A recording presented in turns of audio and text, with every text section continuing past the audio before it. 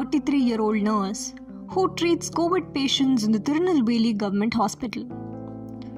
Since she was assigned the task of treating COVID victims, she has been separated from her husband and 2 children to remain isolated.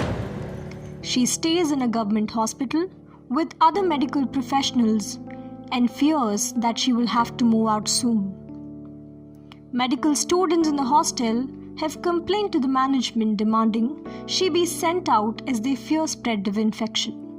Sumati hasn't tested positive for COVID. Yet, she is facing a hard time proving this to others in the boarding house.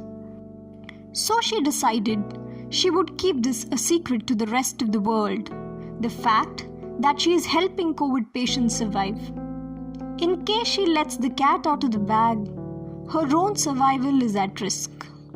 But despite being in distress, she is determined to make it for work every day. She is among the dutiful frontline workers who put everything on stake during this crisis situation. Several healthcare professionals like her have hidden their ordeals to medicate the victims of the virus.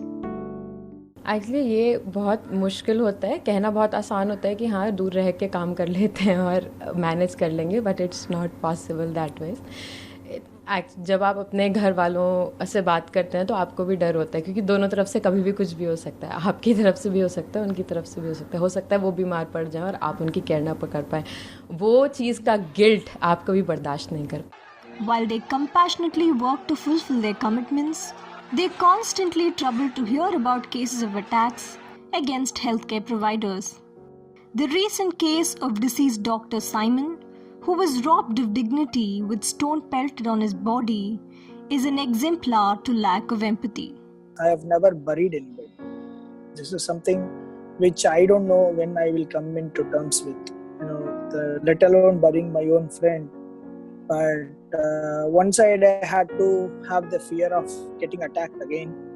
Though the police were standing there, I was so scared that there may be a bigger crowd which would come and even attack the police as well.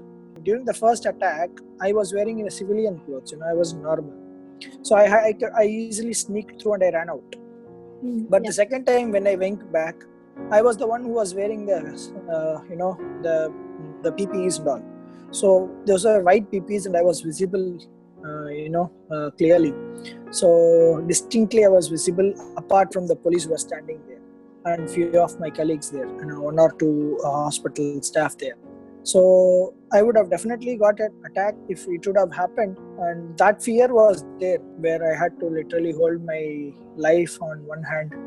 On the other, I don't know, I had a gentleman's body with me. I had to literally bury him with my own hands.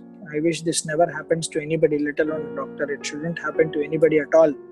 Owing to the recent incident, the Indian Medical Association demanded a central law on violence against healthcare professionals.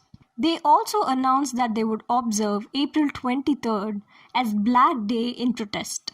Acceding to the demand, the centre immediately passed an ordinance making physical attacks on doctors, nurses and other healthcare workers a non-bailable offence, inviting a jail term up to 7 years. This ordinance has come after 5 years of demands and in these crucial hours of the COVID-19 epidemic. There is a catch that this has come as an amendment to the Epidemic Act rather than the coming as an ordinance for overall protection for all times. What that means is that this protection against violence will be relevant only during the epidemic. While the provisions are debatable, assault against health professionals who relentlessly perform their roles are objectionable. Even as they put their own lives at risk, it becomes incumbent on the part of the people to accord them respect. India began the people's curfew with claps and whistles to cheer the COVID emergency workers. The act of clanging and singing to them was meant to express gratitude. Though the act was celebrated, The intent will get conveyed in true spirit only through actions.